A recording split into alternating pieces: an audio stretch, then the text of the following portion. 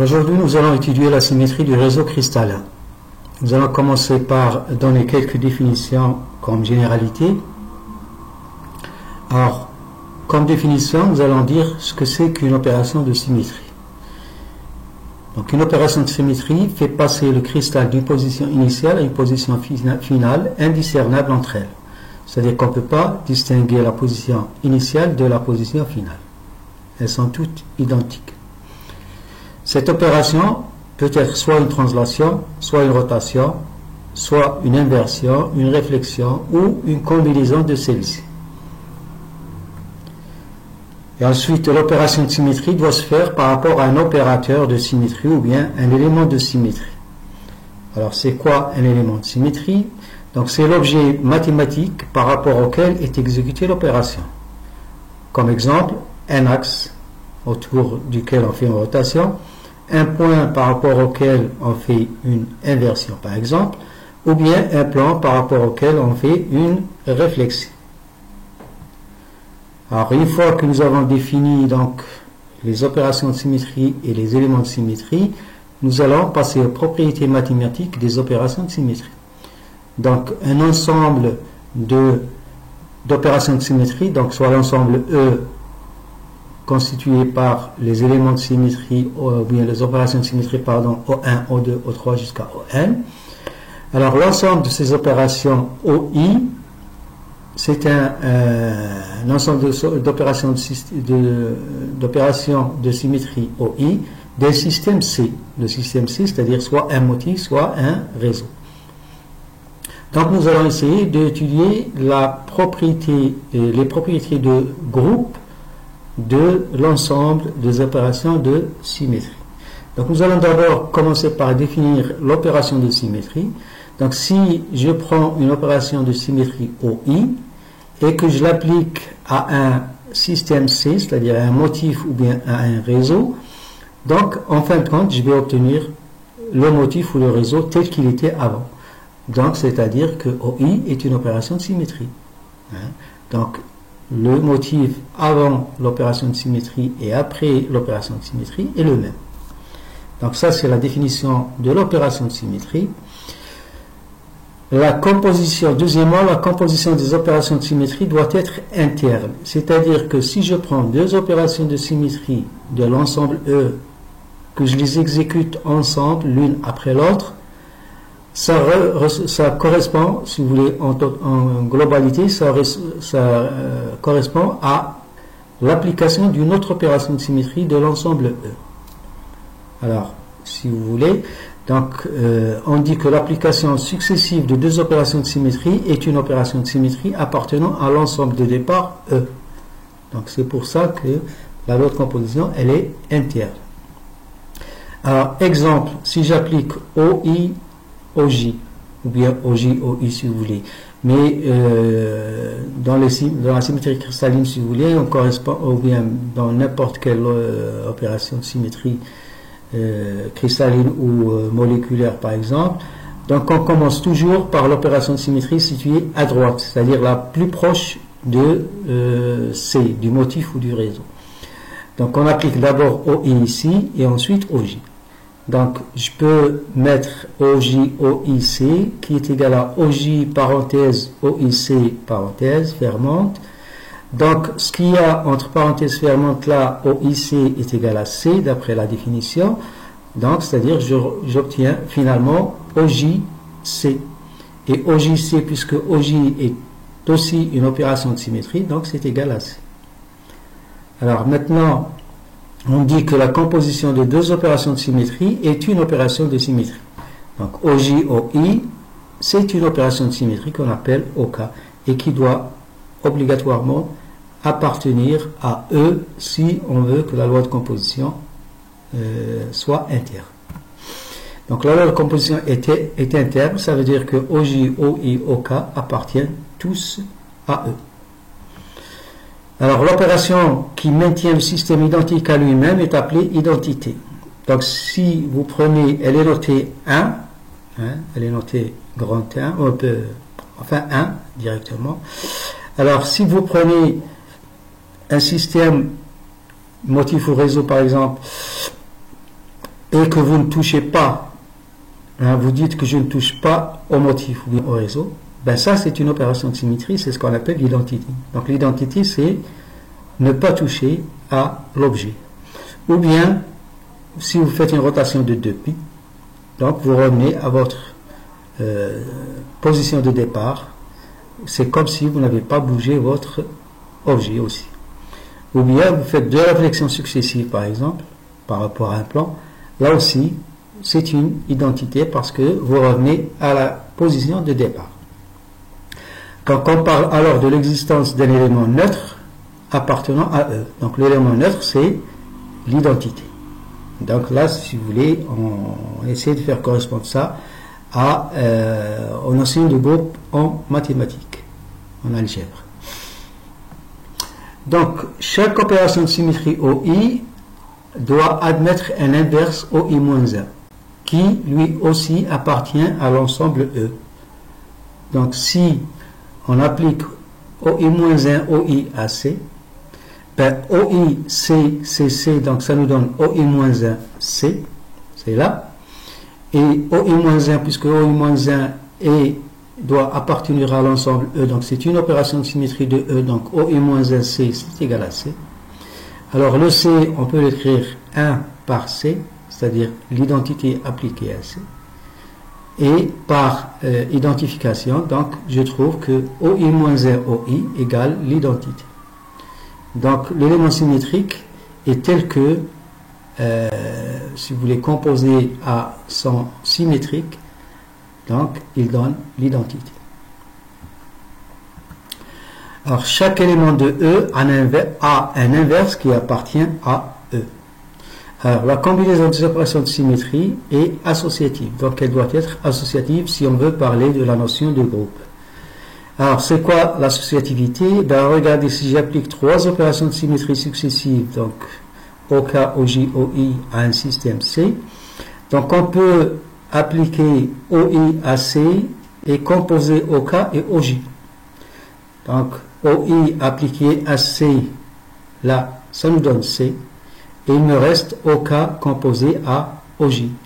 Alors, OK composé à OJ, nous l'avons vu tout à l'heure, donc la composition de 2 opérations de symétrie est une autre opération de symétrie qui appartient toujours à l'ensemble E.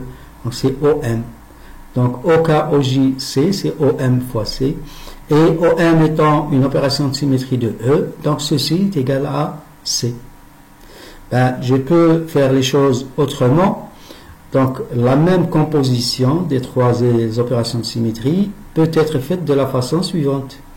Donc, on applique OJ, OI à C et ensuite on applique OK, pardon. Donc, OIC, CC, donc ça nous donne OJ, C entre parenthèses, et le OK reste à sa place, on ne l'a pas encore appliqué. Donc, OJC, puisque OJ est une opération de l'ensemble E, donc ça donne C. Il nous reste donc au total OK fois C. Et comme OK est aussi une opération de symétrie, donc un élément de l'ensemble E, donc ça nous donne C. Donc vous voyez que c'est la même chose. Donc que j'exécute les opérations de symétrie de cette manière ou de celle-ci, donc je retrouve toujours le même résultat. Donc la loi est dite associative. Alors maintenant, toujours dans la notion de groupe, donc on dit que ces 5 propriétés que nous avons définies tout à l'heure, donc ici-dessus, dans les diapositives précédentes, définissent, donc ces 5 propriétés définissent ce qu'on appelle un groupe au sens mathématique. Donc les éléments du groupe sont les opérations de symétrie. Donc les éléments du groupe sont les éléments de l'ensemble E. Donc sont les opérations de symétrie. On parle alors de groupe de symétrie dans ce cas-là. Alors, l'ordre du groupe est égal au nombre d'opérations de symétrie de E. Donc, si vous avez n opérations de symétrie, l'ordre du groupe est égal à n. Tout simplement. Alors, un sous-groupe, c'est un groupe qui est constitué par les éléments d'un sous-ensemble de E. Donc, vous prenez E, vous définissez un sous-ensemble de E, et si ce sous-ensemble vérifie les 5 propriétés que nous avons définies tout à l'heure, donc on dit que c'est un sous-groupe. Alors, si les combinaisons des opérations de symétrie sont aussi commutatives, c'est-à-dire si on peut dire que OK ou bien OJ, OI est égal à OI, OJ, donc on peut permuter entre les opérations de symétrie, donc on dit que le groupe est commutatif ou abélien. Alors, un groupe qui est important en symétrie cristalline, c'est le groupe cyclique. On va le voir tout à l'heure. Hein. Donc, dans ce groupe cyclique, les éléments de E sont les puissances successives du premier élément. Et le dernier élément est toujours l'identité. Alors là, quand je dis puissance, c'est pas puissance comme c'est défini en mathématiques pour les nombres, hein, mais si j'ai une opération de symétrie appliquée deux fois, je dis que c'est l'opération de symétrie au carré. Exemple, vous avez l'ensemble E ici. Donc, il s'agit d'un groupe cyclique. Donc, l'ensemble E constitué par l'opération O1 à la puissance 1. Donc, c'est la première opération. Donc, ça donne O1. O1 à la puissance 2, c'est-à-dire c'est O1 appliqué deux fois successivement. Hein. Donc, O1 et ensuite on applique aussi O1 deux fois de suite. O1 au cube, ça veut dire que j'applique O1 trois fois de suite. Hein, successivement, trois fois de suite. Etc. Jusqu'à O1 à la puissance n, qui est toujours égal à l'identité. On va voir un exemple de groupe cyclique tout à l'heure, et vous allez mieux comprendre.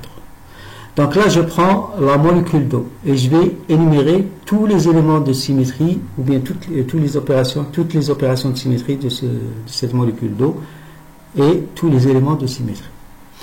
Donc cette molécule, pardon, je suis en train de revenir en arrière. Voilà, donc on a d'abord un axe 2 qui passe par l'oxygène et il passe entre les deux hydrogènes. Donc ça c'est un axe 2, c'est-à-dire si je fais une rotation de 2π sur 2, c'est-à-dire π, j'obtiens une situation où la molécule d'eau semble n'avoir pas changé. Donc si je continue maintenant, j'ai le plan de la molécule qui est aussi un plan de symétrie. Donc c'est comme un miroir. Hein, il coupe la molécule en deux dans le plan de la molécule. Donc là vous avez un plan de réflexion, donc ce qu'on appelle un miroir M1. Si je continue, je vois aussi que je peux avoir aussi un miroir qui est perpendiculaire au premier et qui passe entre les deux hydrogènes et il coupe l'atome d'oxygène en deux. Donc là, les deux miroirs sont perpendiculaires. Alors, maintenant, je vais voir à quoi correspondent ces éléments de symétrie. Donc, les éléments de symétrie dans le cas de la molécule d'eau sont un axe 2 en notation Hermann-Mauguin ou bien C2 en notation Schoenflies qui se traduit par l'opération de symétrie suivante. Donc à quoi correspond un axe 2? Ben, c'est une rotation autour de l'axe 2 d'un angle alpha égale 2π sur 2. Donc c'est égal à pi. Donc c'est-à-dire que je fais une rotation de pi. Et effectivement, quand je fais une rotation de pi, l'hydrogène de gauche passe à droite, celui de droite passe à gauche, et l'oxygène reste à sa place. Donc c'est une opération de symétrie. Alors j'ai deux plans de symétrie M1 et M2 qui se traduisent par les opérations suivantes. Donc M1 c'est la réflexion par rapport au plan M1, et l'opération elle est notée aussi comme l'élément M1. L'autre réflexion par rapport au plan M2, elle est notée aussi M2, donc l'opération est notée M2 aussi. Et l'identité qui consiste donc soit à ne pas toucher à la molécule, voilà, donc je la laisse tranquille, donc c'est une opération de symétrie. Soit je fais une rotation de 2π autour de l'axe 2, donc si je fais une rotation de 2π, donc je reviens à cette position de départ, donc l'atome d'oxygène reste à sa place et les hydrogènes reviennent à leur place après une rotation de pi. Donc, c'est comme si je n'ai pas touché à la molécule. Donc, c'est une identité aussi. Ou bien une réflexion deux fois. Je fais la réflexion deux fois par rapport au plan M1 ou M2, comme vous voulez. Donc, ça donne ça revient à faire l'identité, c'est-à-dire à ne pas toucher à la molécule. Ou bien aussi pour certaines molécules qui présentent un centre de symétrie ou bien point d'inversion, je peux faire deux inversions successives et j'obtiens la molécule de départ, donc dans sa position de départ. Donc, c'est-à-dire, c'est comme si je n'ai pas touché à la molécule, donc c'est une opération de symétrie appelée identité. Donc là, pour la molécule d'eau, il n'y a pas de centre d'inversion. Hein. Donc le centre d'inversion, je l'ai donné comme ça, et on ne peut pas le voir sur cette molécule d'eau. Alors maintenant, je vais voir que fait l'axe 2, hein, si je fais une rotation par rapport à cet axe, dans le cas de la molécule d'eau. Donc là, pour mieux cerner le problème, j'ai indicé les hydrogènes. J'ai appelé celui de droite H1 et celui de gauche H2. Et vous avez vu ici, je vous ai donné le sens de la rotation. Donc je fais une rotation dans le sens contraire des aiguilles d'une montre, si vous voulez. Alors si je fais la rotation, puisque c'est un axe 2, donc c'est la rotation 2π sur 2 égale π autour de l'axe, ben voilà ce que je vais obtenir. Donc le H2 passe à la place de H1 et le H1 passe à la place de H2. L'oxygène reste à sa place. Mais regardez, j'ai les hydrogènes et l'oxygène sont un peu sombres, un peu plus sombres que ceux d'ici. Là, c'est pour dire que c'est la partie qui était à l'arrière qui est passée à l'avant. Donc la partie qui était ici à l'arrière du plan de la molécule, elle est passée ici à l'avant. Et celle-ci qui était à l'avant, elle passe ici à l'arrière. Donc quand je voyais des atomes sombres comme ceci, ça veut dire que c'est la partie qui était avant l'opération, elle était à l'arrière. Ben, si je prends maintenant la molécule d'eau ici et je fais la réflexion par rapport à M1, donc là, les oxygènes et les hydrogènes vont faire passer leur partie qui est à l'arrière à l'avant. Ils restent à leur place. Là, H2 reste à sa place et H1 reste à sa place. Donc réflexion par rapport à M1, voilà ce que ça donne. Donc H2, H1 ne bouge pas, mais c'est la partie qui était à l'arrière qui est passée à l'avant. Même chose pour l'oxygène. Maintenant, si je fais une réflexion par rapport à M2, donc là, je vais changer, je vais permuter les hydrogènes H1 et H2. Hein. L'oxygène, c'est la partie gauche qui passe à droite, mais sans, en gardant toujours la partie en avant, elle reste toujours à l'avant. Voilà, pardon. Alors voici, donc elle est toujours à l'avant. Donc vous voyez que vous avez des atomes qui sont brillants, hein, comme ici. Donc ça veut dire qu'on n'a pas fait passer la partie avant à l'arrière et vice versa. Donc la partie qui était à l'avant est restée à l'avant. Et on a fait l'opération par rapport à M2. Donc H1 passe à la place de H2 et vice versa. Alors maintenant, nous allons voir la composition de deux opérations de symétrie. Donc, si vous prenez la molécule d'eau dans sa position initiale comme ça, vous lui appliquez une réflexion par rapport à M2. Donc, ça vous donne ceci. Hein. Donc, par rapport à M2, donc H1 et H2 changent de position. La partie qui est en avant reste en avant. Si j'applique maintenant une réflexion par rapport à M1, donc là, c'est la partie arrière qui va passer à l'avant. Et j'ai des atomes sombres. Hein, et toujours H1 à gauche, H2 à droite. Donc là, j'ai appliqué M2 et ensuite M1. Donc on dit que c'est la composition M1, M2. Parce qu'on fait toujours la première opération qui s'applique, on la met toujours à droite. Alors si je fais une rotation de 2π sur 2 autour de l'axe 2, j'obtiens cette position ici. Donc c'est-à-dire, soit vous faites M1, M2, hein, comme ça vous obtenez cette situation, bien cette configuration. Si vous faites 2π sur 2, c'est-à-dire rotation autour de l'axe 2, d'un angle π, vous obtenez aussi la même configuration. Donc ça veut dire que M1, M2, c'est π, c'est-à-dire c'est l'angle 2, c'est l'axe 2, pardon. Donc l'opération de l'axe 2 est la même que deux opérations successives par rapport à M2 et M1. Donc on dit que M2, M1 vaut 2. Hein. plutôt M1, M2 vaut 2, parce qu'on applique d'abord M2, on le met à droite. C'est le premier, on le met à droite, et le second, on le met plus à gauche. S'il y avait un troisième, on le met aussi à gauche. Donc là, vous avez M1 composé avec M2 donne l'axe 2. Hein, ou bien l'opération de l'axe 2. Hein. Voilà. Donc ceci termine donc cette composition. On va donner le tableau de composition.